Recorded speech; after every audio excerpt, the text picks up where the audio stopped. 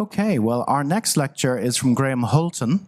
Now, Graham is, started off life as a librarian, but then quickly saw the error of his ways and changed to genealogy, where he has had many happy years, to the extent that he has become a tutor since 2007 at the University of Strathclyde, giving advice to anybody that wants to do their MSc course there. Is it MSc or a MSc course in genealogy at the University of Strathclyde.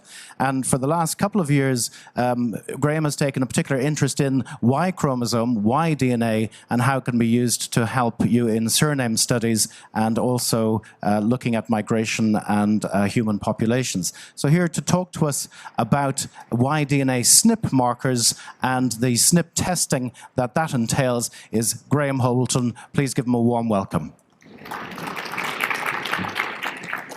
Right, thank you very much. Can I just do a sound check? Is everybody hearing okay at the back? Yes, fine. Okay, good, thanks very much. Right, so welcome to this talk on SNPs and SNP testing. So what I'm hoping to do is to emphasise the importance of SNP testing, following on from initial STR testing, which is always the first route into DNA testing, Y-DNA testing, and give you an introduction to all this. So, I'm hoping to cover these 5 aspects that you see on the screen there. So, why, first of all, I'm going to look at the unreliability of SNPs and explain why you should do SNP testing. When, I'll look at the role of STRs and at what point should you then move on to SNP testing.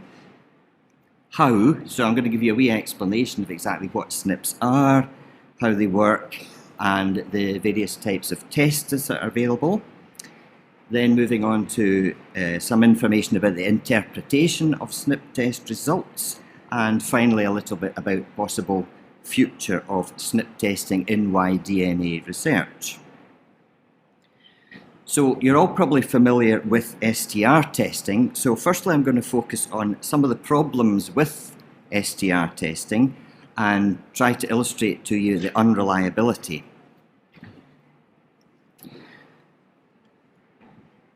So here we have a comparison of 3 test results.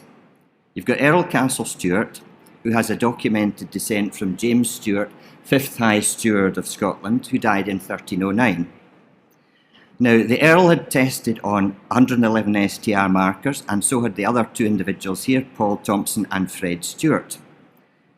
Based on STRs, the prediction at around a 95% probability was that the time to most recent common ancestor between Paul Thompson and the Earl was 12 generations, and between Fred Stewart and the Earl, 13 generations. They then tested for a SNP called S781, which was known to have occurred in a specific historical individual. And as you can see from the table on the screen, Fred Stewart tested S71 positive, and the other 2 tested S781 negative. This actually showed that the true time to most recent common ancestor was actually around 23 generations between Fred and the Earl, rather than the 13 generations predicted from STR testing. So the relationship between the 2 individuals looked from the STRs much closer than it actually was. This may be because of convergence, which can be caused by STRs back mutating or mutating in parallel in 2 lines of descent. Or alternatively, it may have been caused by lack of divergence. The result of this SNP test also meant that the time to most recent common ancestor between the Earl and Paul Thompson was around 19 to 20 generations.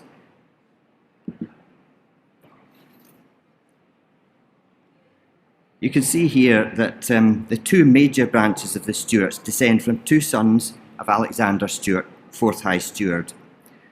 And in early 2014, the SNP that I just mentioned, S781, was identified as occurring in Sir John Stewart of Bonkle, who was killed fighting against the English at the Battle of Falkirk in 1298. male line descendants of his elder brother, James 5th High Steward, do not carry S781, but Sir John's male line descendants do. And this was a particularly important discovery for our research because it meant that we could now test participants for this particular SNP.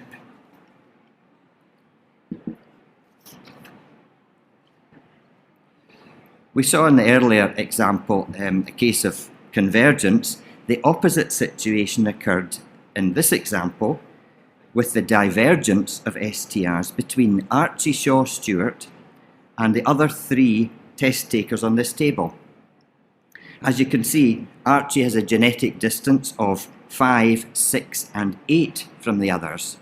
Now this is beyond the genetic distance of 4, which is the minimum to qualify as a matching result on the atDNA website at the 37 marker level. So Archie does not display as a match with the 3 other results. But subsequent SNP testing, along with documentary evidence, has shown that he shares a common ancestor with Earl Castle Stewart and the private test taker mentioned on this table around 19 to 20 generations ago. But STR results would have suggested that this relationship was unlikely. This divergence of STRs has been caused by more mutations occurring in Archie's line of descent than would normally be expected. And here are a few other predictions based on STR results. atDNA's time predictor tool, known as the TIP tool, calculates the predicted number of generations to the most recent common ancestor between 2 individuals, taking into account the different mutation rates of different STR markers. And this predicts that there's around a 95% probability that Earl Castle Stewart and Archie Shaw Stewart had a common ancestor not more than 17 generations ago, based on 67 markers, and also 17 generations based on 111 markers. The prediction for Earl Castle Stewart and Donald Stewart is not more than 14 generations based on 67 and 19 generations based on 111 markers. And finally, in the comparison with the private test taker, prediction is not more than 15 generations at the 67 marker level and not more than 16 at the 111. Now, we actually know from documentary evidence that in all of these cases, the common ancestor was around 19 to 20 generations ago. Finally, you can see that Fred Stewart, whom we mentioned earlier, is predicted as more closely related than any of the others, whereas the common ancestor was actually around 23 generations ago. So, based on all this, the conclusion is that predictions based on STR test results are unreliable, certainly for common ancestors as far back as 700 years.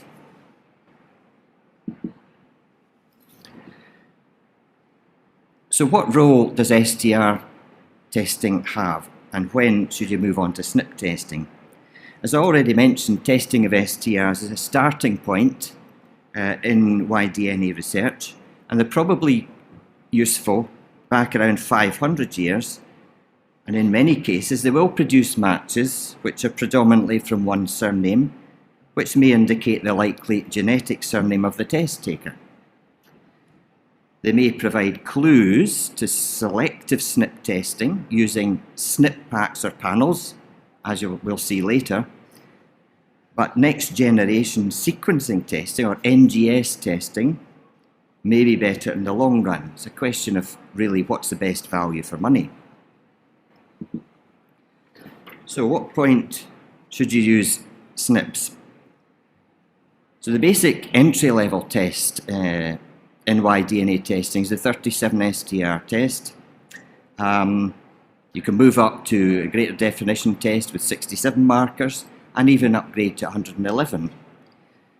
I would suggest that STRs beyond 67 are probably mainly useful to identify what are known as signature STRs. For example, signature STRs are basically, as described on the screen there, They're STRs shared by a group of test takers, which can provide a distinctive identification for a specific lineage. So an example of this, there's a mutation that's been identified at DYS 493, which is actually marker 169 in the additional markers now provided by atDNA.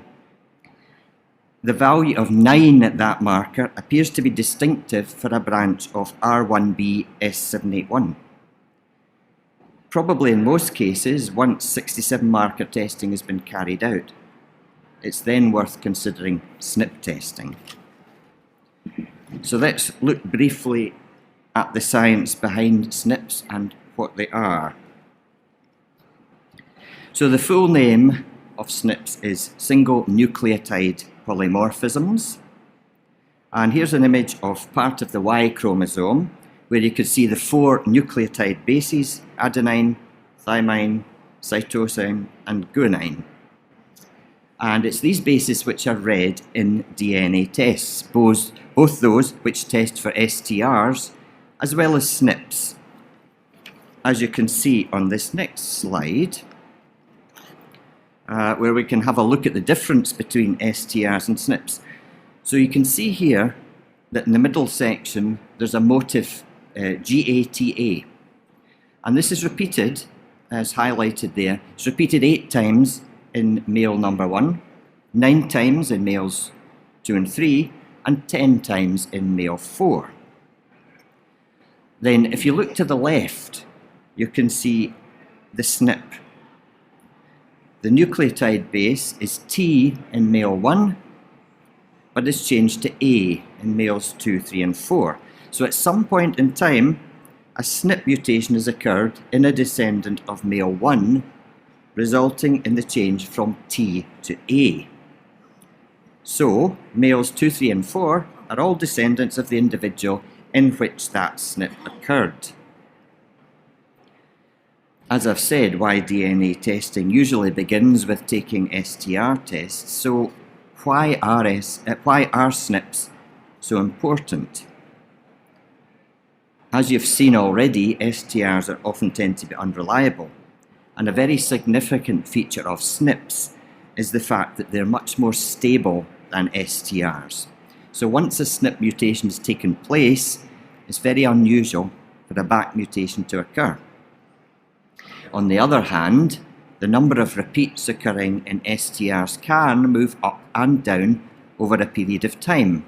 So 8 repeats could in a few generations change to 9, and in another few generations change back to 8 again. This can lead to the convergence or divergence of test results, as you've seen in the examples I've quoted.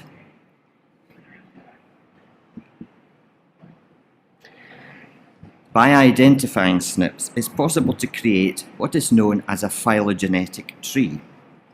This is a basic tree where each new level can be identified by one or more defining SNPs. And those shown on this particular tree all occurred many thousands of years ago. And at the bottom right, you can see R1b, which is the most common grouping in Western Europe, and the grouping within which the high stewards line of the Stewarts falls that I've been talking about. As more and more people take Y-DNA tests, more SNPs are continually being discovered. And these are now from the historical era rather than from many thousands of years ago. I've already mentioned the SNP S781, the discovery of which was very important for our research, which we were involved in as part of the Battle of Bannockburn Family History Project, which we've been running at the university since 2013. Now, a few words about the types of SNP tests that are actually available. Quite a range here. So, very reasonably priced single SNP tests. You could see some current pricing on the slide here. Up to much more expensive discovery products, such as next generation sequencing tests and even whole genome sequence tests. You'll see mentioned here also SNP packs or panels, which are offered by Haplotree DNA and YFull, and these test for a range of a large number of known SNPs. And these can be useful to identify a more recent terminal SNP, which I'll say more about in a few moments. As I referred to, NGS tests and WGS tests are discovery products, and that they test a large part of the genome, not just positions where SNPs have already been identified. Whole genome sequencing is becoming cheaper now. There's some tests now available for under $300, but prices do vary drastically between the tests with different levels of coverage. But one of the major problems currently with tests such as the whole genome test is the enormous amount of data that's generated and the difficulty in interpreting the results of these tests. Now I'm just going to skip over that slide, which is duplicates to an extent.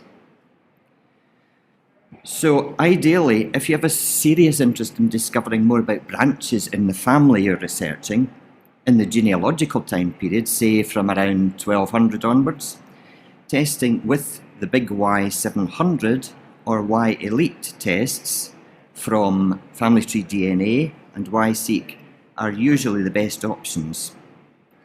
Although they're more expensive than SNP packs or panels, they do have the potential to discover much more recent and previously unknown SNPs, whereas SNP packs will only test for known SNPs, and these often date back 1,000 years or more.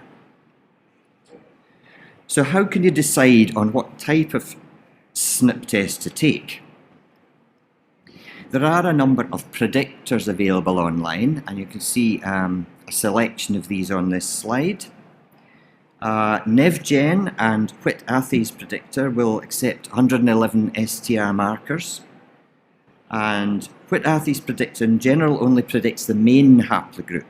So for example, it will only predict to the level of R1b. It does, however, have a G2A subclade program for those falling within that grouping. Another option in getting guidance as to what type of testing to carry out is to ask for advice from the admins of a relevant DNA surname project. And they can be very knowledgeable about the specific tests that would be useful for that particular surname. So that's a good route to go down.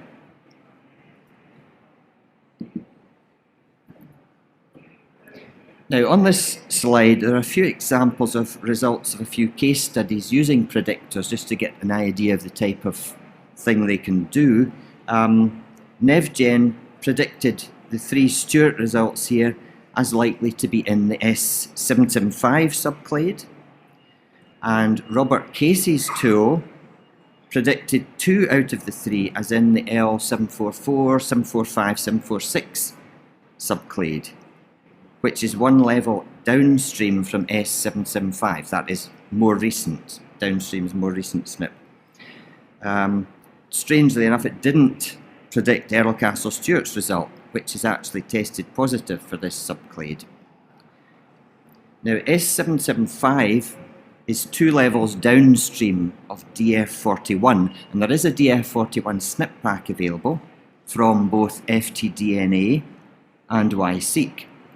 So the conclusion from the results from the predictors would be that the DF41 SNP pack might reveal further information about that particular branch to which the test takers belong.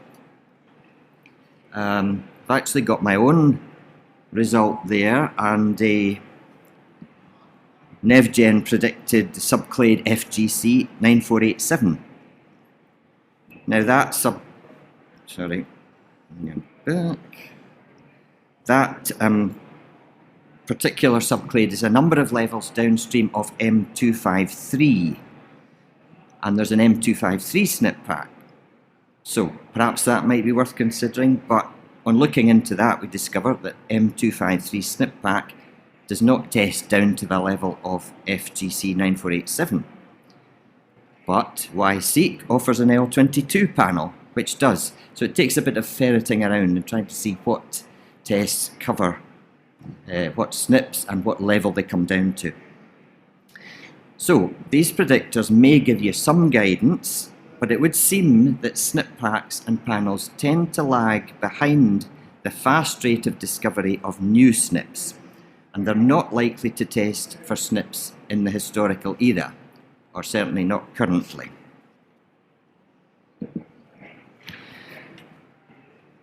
Now, we're going to move on now to talk about the interpretation of SNP test results.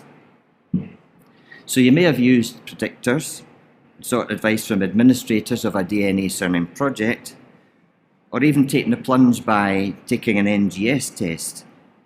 But the next step is interpretation.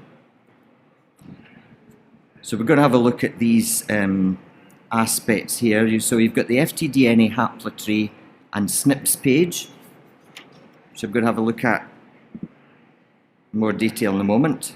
We've got the fairly recently introduced atDNA Big Y block tree. I'm going to look at naming of SNPs, dating of SNPs, and then a couple of problems relating to SNPs. So this particular slide shows a part of the Haplotree and SNPs page, which is linked from the login page on Family Tree DNA. Now, I mentioned earlier the term terminal SNP. This particular page here gives a breakdown of the various haplogroups and their subclades, and as you can see, this small section highlights the terminal SNP, which is an individual's most recent known SNP. And this shows up in green, the SNPs. This is actually my result here, and this shows up in green the SNPs which I carry, and you can see the terminal SNP here is BY121051. Now this one can be dated to roughly 1400 years ago, so still not very helpful genealogically, but as more people test, more and more SNPs are being discovered from a genealogically useful time period.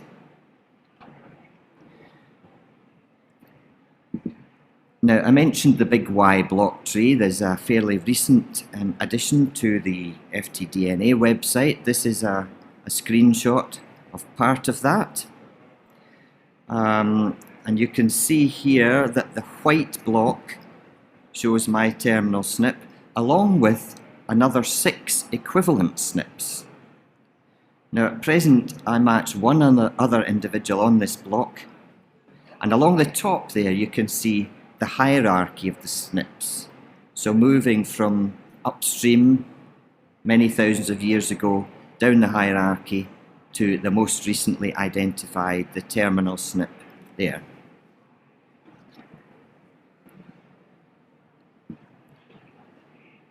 Right, naming of SNPs. Now, to get a clear understanding of SNPs and how they interrelate, it's important to be clear about two issues: equivalent SNPs and alternative names for SNPs.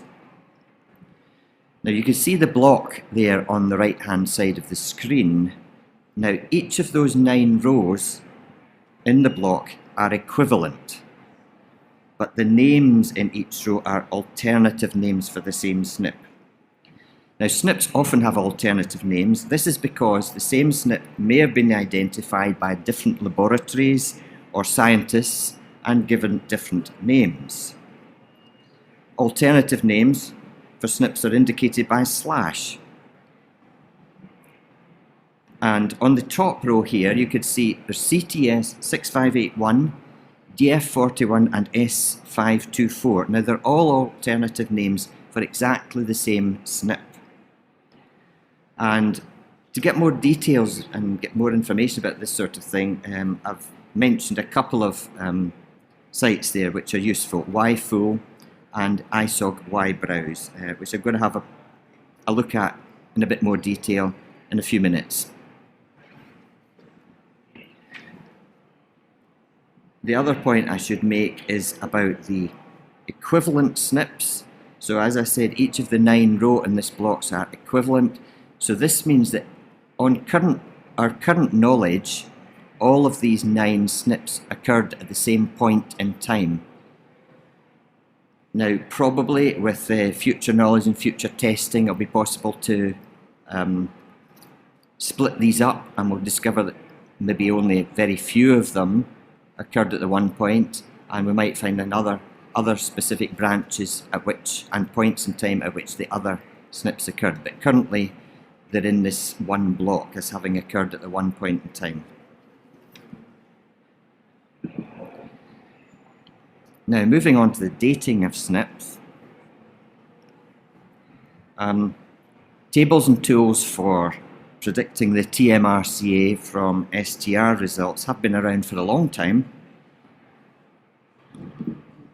but now attention needs to turn to predictions using SNPs. Strictly speaking, these are predictions of the date that a particular SNP occurred. The SNP might predate the time to the most recent common ancestor of the test takers. But although these predictions are not yet particularly reliable, as they're refined, they should become more trustworthy than STR predictions. And here's an example of how this can work. So you'll see from this is a screenshot here taken from the Big Y 500 results of Stewart. And you'll see the middle column there is described as non-matching variants. So the methodology here is to first of all count up the non-matching variants. So as you'll see on the left, Fred Stewart 9, Stewart of Strathclyde 13, Errolcastle Stewart 7. Add these up, which gives you 29, and then divide by the number of lines of descent. So you've got the 3 individuals that are mentioned on the screenshot, plus Archie Shaw Stewart, whose results we're looking at. So there are 4 lines of descent we're talking about. So you divide the 29 by 4, giving you an average for each line of non-matching variants as 7.25. Now, the common estimate of the frequency of variants, SNP variants, is about 125 years. So we then multiply 7.25 by 125, getting 906.25 years, and then suggest that you round the result to nearest 50. So about 900 years. Actually, in reality, we do know that the common date of ancestors is around 750 years. So it's not terribly accurate yet, but it's improving all the time. As you possibly know, atDNA have now introduced their latest version of the Big Y test, which is the Big Y 700, and this is likely to report on variants occurring around, it's estimated around 82 to 98 years, rather than 125 from the previous version, which was used for this particular calculation. So, at present then, we're still at the point where we depend largely on STR test results to establish matching between male lines in the genealogical time period. However, we should soon be able to move on and move the focus to SNP testing, as more known SNPs are discovered for a period up to the 16th century and beyond. And it's a gap that's gradually being filled. So I just want to talk about a couple of challenges relating to SNP test results. So just to explain about no calls. No calls are indicated on the atDNA website with a question mark, and this means that the test has not read the position on the genome with enough confidence to provide a definite result. If there's a particularly important SNP that you want to identify and establish as positive or negative, it may be possible to order a single SNP test. Now, single SNP tests use a different technology from NGS testing and should provide a very definite result for you. The other issue are what are known as palindromic SNPs. which usually begin with the letters ZZ. There are certain regions of the Y chromosome, known as palindromic regions, where mutations can occur at one of two or even more positions. For example, where's this going? What's happened here? I don't know what's happened to the slides here. Sorry. I touched something. Right, thanks. Right, so they can occur at one or two or even more positions. For example, there's a SNP ZZ22_1 and the other version, ZZ22_2. And it may not be possible to be certain at which position the mutation actually occurred. And the additional problem with palindromic SNPs is that occasionally they can be overwritten, so the SNP actually disappears. So they're not as reliable, they're not as stable as other types of SNPs. Right. Okay, now on this screen you can see a number of useful resources to consult once you've identified a terminal SNP. Some of these I've already mentioned, and others we're about to look at in a case study. So you've got the atDNA Y block tree I mentioned. The Y-DNA Haplotree is the public version of atDNA's Haplotree. So the difference here is you can only access the big Y block tree if you can access it through a specific test result, whereas the Y-DNA Haplotree is freely available to all members of the public on the internet. And then we have the other sites which are all freely available, and we're going to have a look at in the case study which I'm going to talk about now.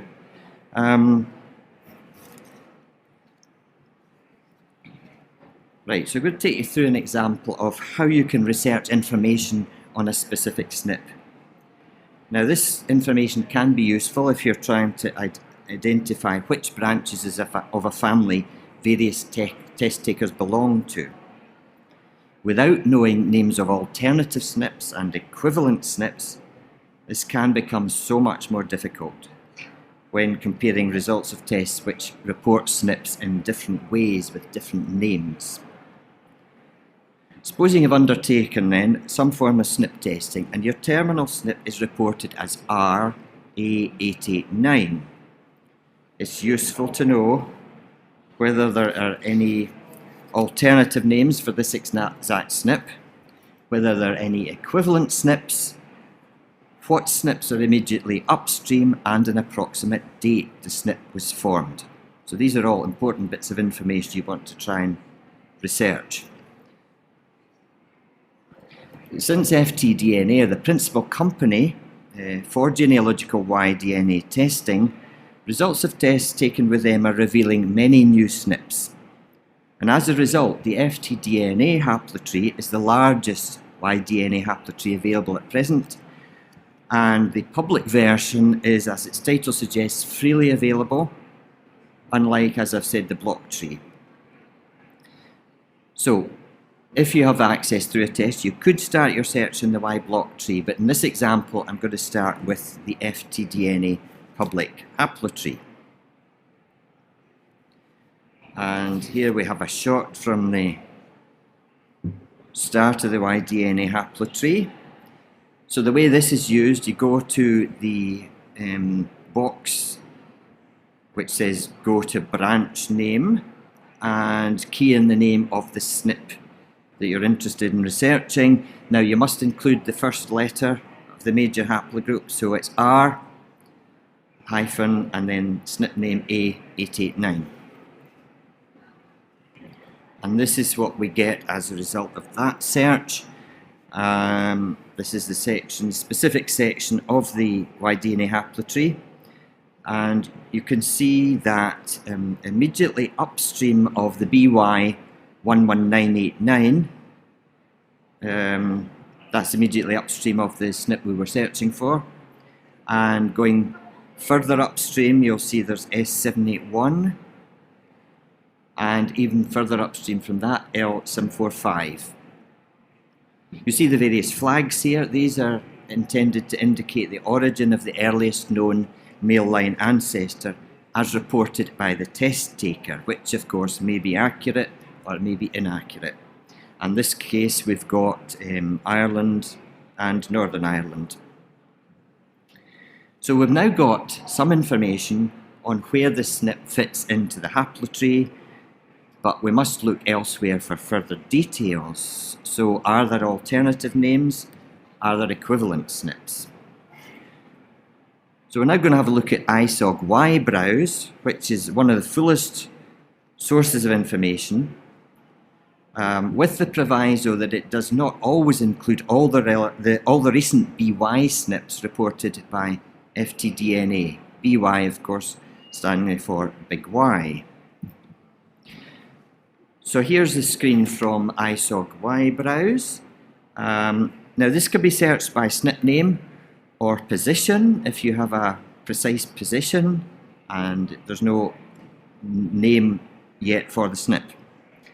And this particular screen shows a result for the search on A889, the SNP we're looking for information about. And as I say, if you're looking for information on an unnamed variant, you can put in the position coordinates in the format that's asked for in the box there at the left-hand side of the screen. So this result gives information that there's an alternative name for the same SNP, which is Y11635. And then by clicking on the name A889, you can retrieve further details. And here we have the screen with the further details. And this tells us that the nucleotide base at this particular position changed from an A to a G. So we've now gathered quite a bit of information about this specific SNP, but we still don't know whether there are any equivalent SNPs or the date, roughly the date that the SNP was formed. So we're now going to go to another site, which is YFull. Now the top part of this screen here is taken from the lower part of YFull's homepage. You'll see on the right hand side the Y tree link there. By clicking that, you will get the section on the lower part of your screen there, and there's a search, a small search, word search at the right hand side there. Go into there, search for your specific SNP you're looking for, which of course in this case is A889, and you'll get this result which we see here. So that's the search box, the top part of the screen. The lower part of the screen is the link you will get if you click on the green. You'll see the green at the right hand side, the green RY11636 there. Click on that, 635, sorry. Click on that and you'll get what you see in the lower part of your screen there. So you can see from this that YFull also reports the alternative SNP name. And that's the Y11635. And in addition, it also has an age estimation that the SNP was formed 550 years before the present. It's also possible on this site to move up the hierarchy of SNPs, which shows the next upstream SNP as S781. Now, the BY11989, which was the next SNP upstream as reported by atDNA, is not reported on this site. So as you can see from this, there's no comprehensive site which contains all the most up-to-date information on SNPs, and it's important to check a variety of sites to gather different bits of data. And one further very useful site is what's called the Big Tree. This covers two major subclades of R1b, P312 and U106. And here we see an extract from the Big Tree, the one which includes the SNP A889, which you can see at the top left there. You'll see also from this that it shows the alternative name, the Y11635, alternative name of the SNP, also gives you additional information that there are currently 3 known equivalent variants. So you've got the BY42674, and you've got 2 unnamed variants there, all in that same block. So as far as we know, all those SNPs or variants occurred at the same point in time, but as I said earlier, further testing may reveal that they occurred at different points in time. Okay, right.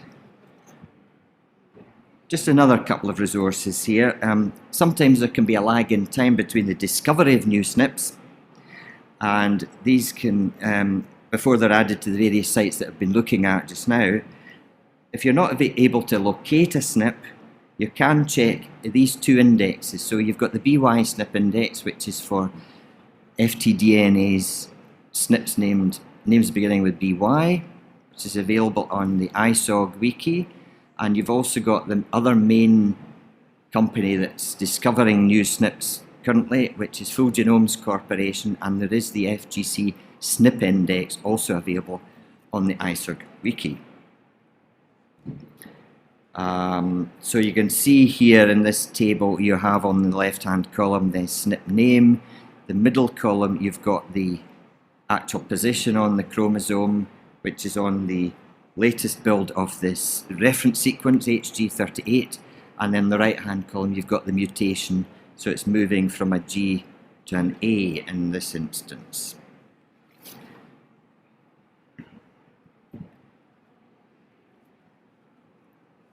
Right, here's an example of some targeted testing. Obviously, discovering most recent common ancestor between matches is one of the main aims of Y-DNA research. And by a process of targeted SNP testing, it may be possible to identify a specific individual in which a SNP occurred, and therefore to establish that this individual was a common ancestor of all those carrying that particular SNP. He may not be the most recent common ancestor, but will probably be a significant addition to the genealogical research. So this is an example of targeted testing undertaken by Donald Stewart, who you can see named at the bottom left of this chart. He's recently been identified as carrying the SNP BY101802. Now, Donald was very fortunate in that he has many documented 4th, 5th and even 6th cousins who had already tested. Now, test taker 1 here had actually taken a big Y test, so we knew that he didn't carry the SNP. So we could tell from this that the common ancestor between Donald and the test taker, that is John Stewart at the top of the chart, did not carry the SNP. Because if he did, it would have been inherited by his sons, all his sons, including the ancestor of test taker 1. So to narrow down where the SNP occurred involves testing male line descendants of 2 brothers at each generation. Test takers 2, 3, 4 and 5 all have a common ancestor with Donald, that is Andrew Stewart, 1715 to 1790, but had not done any SNP testing. They'd only done STR testing. Now, test taker number 3 there has now taken a single SNP test. It came back positive, single SNP test with Y-seq, came back positive and showing that the SNP occurred, the SNP must have occurred in Andrew Stewart, 1715 to 1790, who must have passed it on to all his sons. Now, test taker 7, who you can see is on his own at the bottom right hand there, also carries the SNP BY101802. He's from North America. He has an earliest known ancestor who died in Quebec in 1857. So the next steps in the research are going to involve confirming whether this ancestor was the emigrant or was it his father, because the father was almost certainly a son of Andrew who died in 1790. So it's a question of trying to identify the identity of that father. So you can probably see from this that this SNP is now very important in revealing the origins of the emigrant to North America. There are so many Americans of Scottish descent they're not able to trace their emigrant ancestor to their origins in Scotland. So the discovery of SNPs from this period could make this task very much easier. And we'll try and round off pretty quickly now, running out of time here. This is an example of combining the use of Y-DNA and atDNA to reveal early ancestry. Until recently, discovery of early ancestry has been mainly confined to the use of Y-DNA testing. But now that so many people have taken autosomal DNA tests, and with the discovery of SNPs in the historical era, it's becoming possible to trace descents which include female links. And this is an example here. You can see Anne Stewart Burns at the left, the bottom left of the chart there, and Alison McAdam at the bottom right. They've both taken an atDNA test, reported to be a high confidence match. Now, an online tree showed that Alison's grandmother was the daughter of David Stewart, and she was able to provide additional further documentary evidence that David was born at Corradui in Donegal, Ireland, and was a brother of Anne's great-grandfather Samuel Stewart. But the fact that earlier Y-DNA tests taken by Anne's brother, Thomas Philip Stewart, you can see there, had already established that he was descended from the Bute Stewarts, whose progenitor was Sir John Stewart, Sheriff of Bute, an illegitimate son of King Robert II of Scotland. So through the link found as a result of atDNA testing, we know that Alison McAdam is also descended from Robert II through a female line. And my final example is a hypothetical case in which it might be possible to trace an early descent, including female links, using a SNP from the historical era. So George Hume mentioned here was a descendant of John Stewart, Prior of Coldingham, who was an illegitimate son of King James V of Scotland. George emigrated to America in 1721, and he has many descendants in America currently.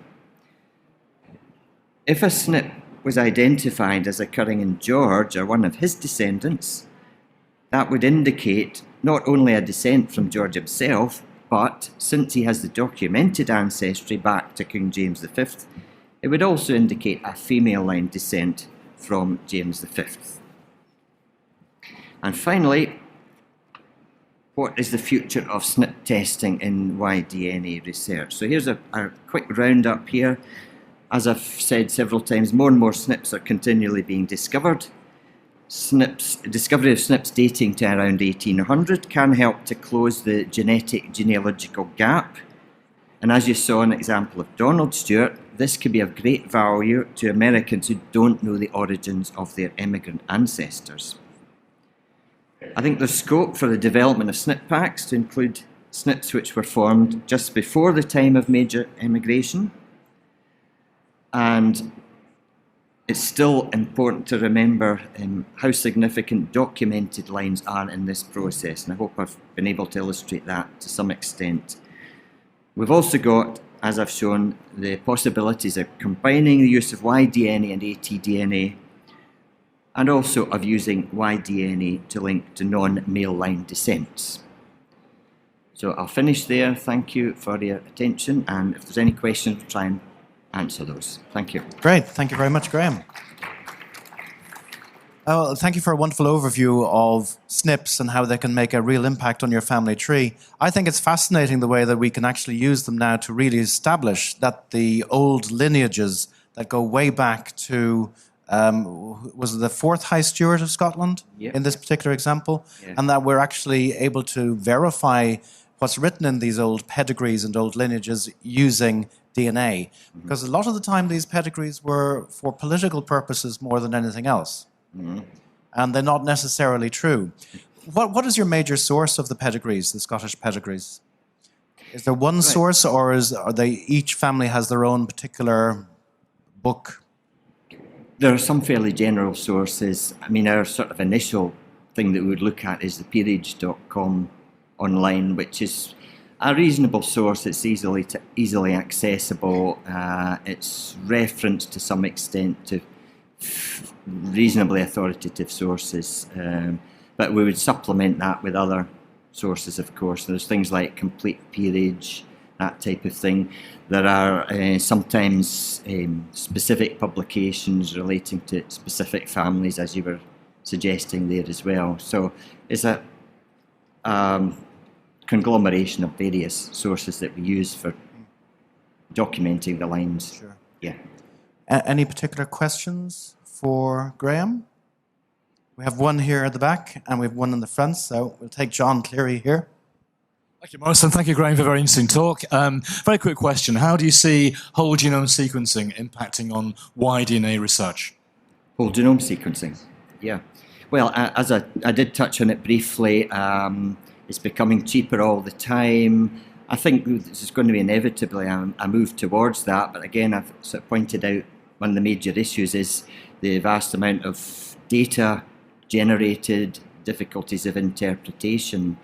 And I think it's probably going to be some time before it's really going to be accessible to any great extent to the most folk that are taking DNA tests. But I think it's going to come eventually. I think currently the focus over the next year or two is probably going to be focused on the NGS tests such as Big Y 700 and Y Elite from the major Y-DNA testing companies. And then possibly subsequent to that, we might be moving on to more folk taking whole genome sequence tests. We have another question here. Apologies, but I'm probably going to show my ignorance here. We get a lot of messages inviting us to upgrade from 37 to 67 markers and, blah, blah, and onwards and upwards. At what point should we say, hang on a minute, perhaps I should be looking at SNPs rather than just going more and more markers on STR? Yeah. Well, my feeling currently is, and there could be different views on this, but I would say probably once you've reached 67, consider SNP testing.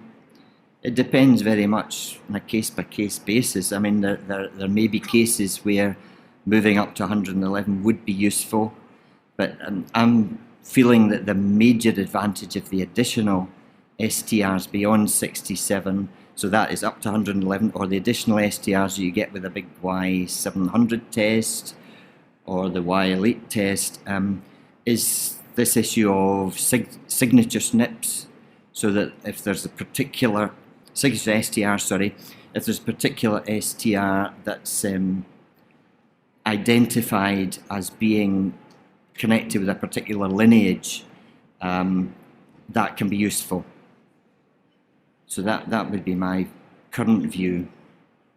Morris might want to differ with that, I don't know. No, I think you're absolutely right. I think it very much depends on a case-by-case basis, and it's important that you join groups like surname projects and haplogroup projects so that you can ask the administrators who have a wealth of experience, should I upgrade from 37 to 67, or would I be better off doing a SNP pack or the Big Y test? What would you recommend and why? And then you can decide how to spend your precious money, because it might be more worth your while testing somebody else and paying for their test than to actually upgrade your own. So there's a variety of different situations, case-by-case basis, like Graham says. Yep. And we have to call it a day there, I'm afraid. But thanks very much, Graham Holton, for telling us all about SNPs. Right, thank you.